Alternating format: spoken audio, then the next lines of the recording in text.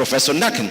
He is a well-known figure in the area of water education in Germany, and I have no chance to have an event in Germany about water education without having them, or having him. So since 2001, Heribert Nacken is a chairholder of engineering hydrology at the University of Aachen. This is under the civil engineering faculty. Since 2012, Professor Nacken is a rector's delegate for blended learning, so mixing between online and face-to-face learning and exploratory teaching space at the RWTH Aachen University. After being the academic dean of the Faculty of Civil Engineering, it was between 2005 and 2012. Between 2005 to 2016, he was the chairman of the Specialist Community of Hydrology Sciences of the German Association for Water, Wastewater and Waste, DWA, the well-known also professional capacity building entity.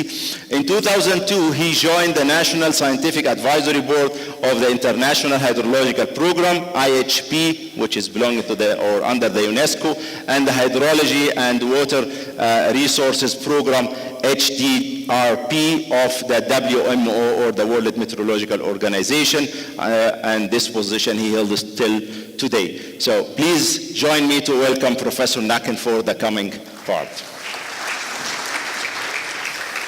You have 15 minutes, and you have 2 cards, not only one. Thank you.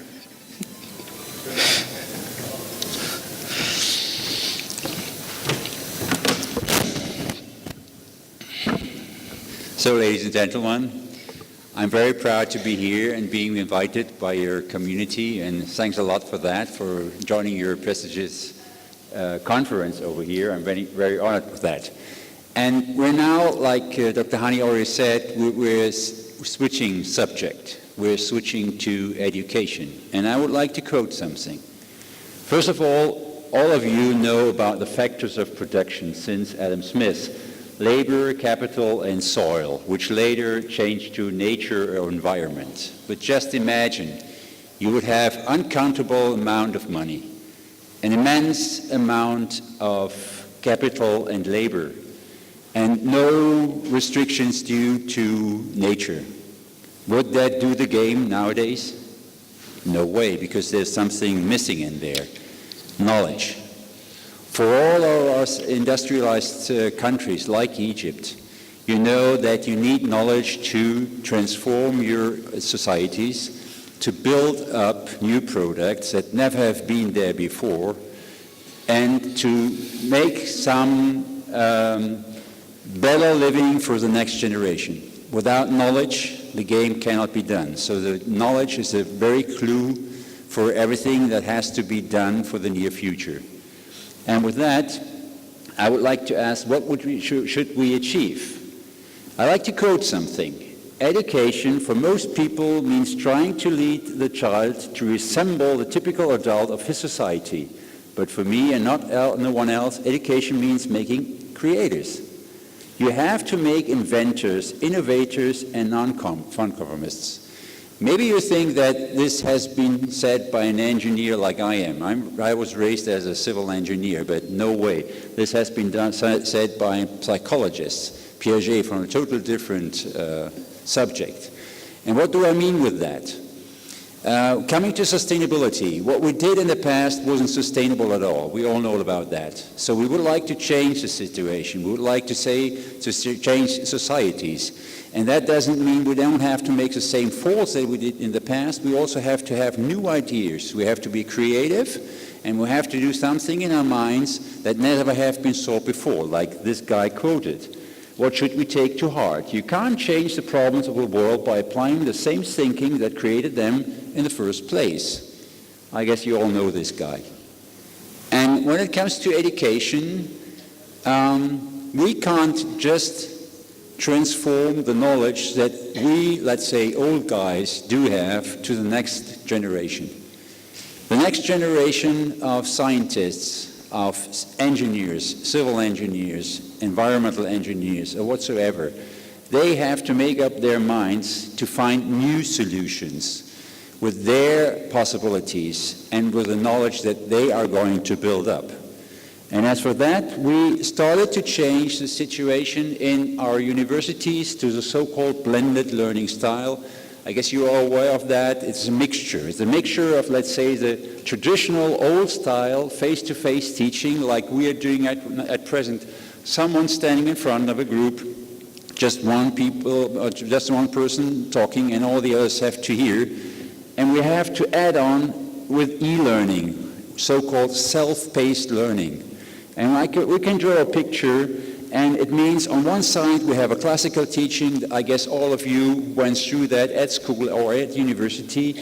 And in the future we'll have virtual reality. We have virtual teaching, like many of you already heard, things like massive open online courses, up to 10,000 people attending a course in the internet and learning new things through the net without any direct contact to a person. We have cooperative learning as well as individual learning. I guess you're aware of that. Some of you do better when joining a group, others are better when doing it by themselves. But what we did in the past in education systems, all of the students were offered the same stuff, the same knowledge objects. And that for sure is not going to work for the future. One size fits all. That has been the past. For the new kids to come up in society, in universities, they have to have their knowledge objects that are perfectly fitted to their learning styles. As well, I would like to focus on static content as well as dynamic content. What does it mean? I'm a hydrologist.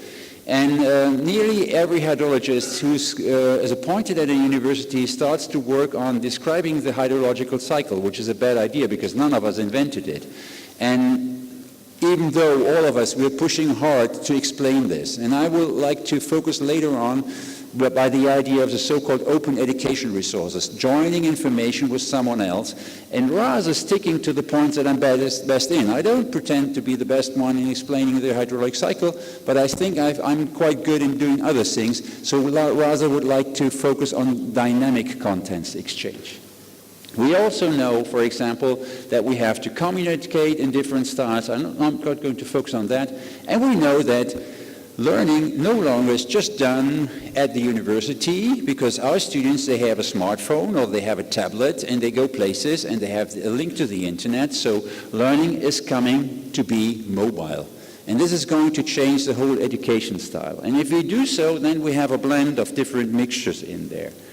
And how should we teach and how should we learn in the future? We know that we can distribute things, we can interact, and we can collaborate.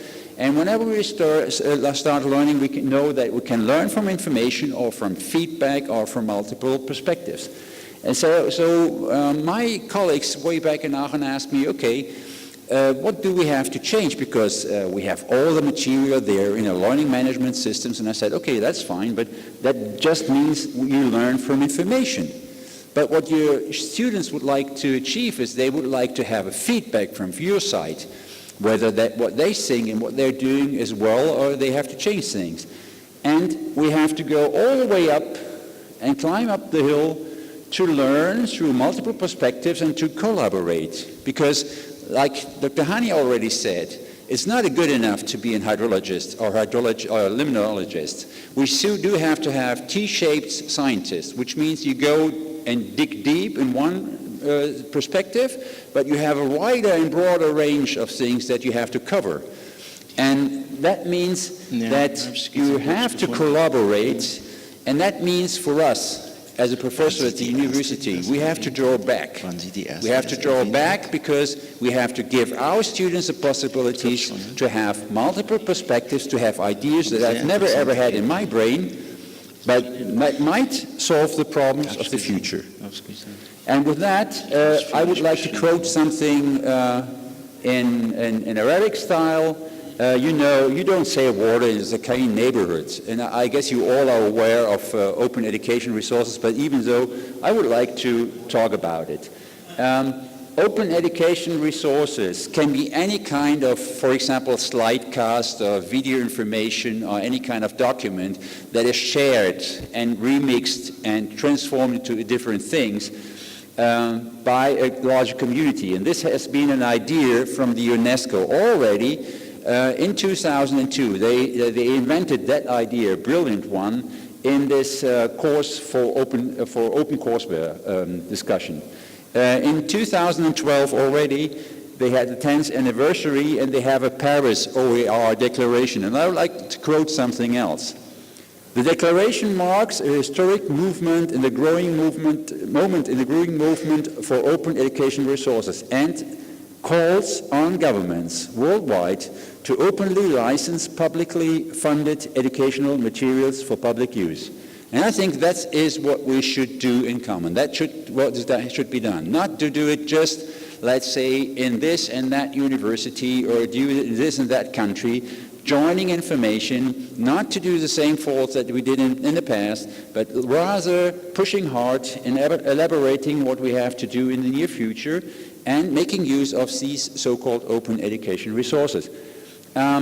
Some of my colleagues said, I'm not willing to do so because I pushed hard on setting up this material, and if someone else is going to use it, how can I be legally sound that he or she is not doing it in a way that I would not like to do it? And for that, we have the so-called Creative Commons, which is a legally sound licensing systems that enables all of us, if any one of you is going to submit this material, he or she still has a right on this certain subject and on the material. But even though we are allowed to share, to remix it, to transform it in any way.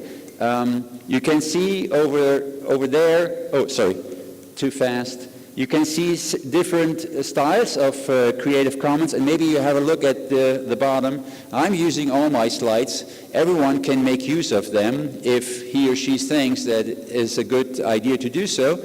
And with that, within universities, we can start working hard on setting up such a material, but even though we can exchange it to someone else without being uncertain of how the legal system of that is going to work. There are certain, already, like you see, 1.1 billion works that you can find in the internet. So it seems to me that maybe we already have all the material that we need. I just Googled it before coming to Egypt. What will you find with open educational resources when it comes to the hydrological cycle? You see the results over there. But still we have the problem that we don't find the material and we are not quite sure of how to make use of it. So maybe for the governments or maybe for us as a university, it would be a good idea to set a board of quality or qualification and to give ideas of where to find material in databases in the internet, for example. There are guidelines for setting up these open education resources, and in a CC we say it is even capable or even possible for us as a professor to do so, so it's not a big deal to set up these materials. You will find them. And that was the reason why, for example, way back at my university, I discussed with my colleagues, shouldn't we offer something, not only telling about things, but also offering things. And what we did is we set up a YouTube channel, and this YouTube channel, we are offering open education resources as a video. They are linked to the civil engineering sciences. I just brought you some idea all about water, so it's about sediment transport, like you can see, or it's about hydraulic systems. And what we thought is that maybe we should explain something just in a pure video script without an audio information. Why that? Because, for example, my colleague at another German university will not make use of my material because it's my voice or it's my personal information in there, but rather if it is anonymous, then he or she would like to use it.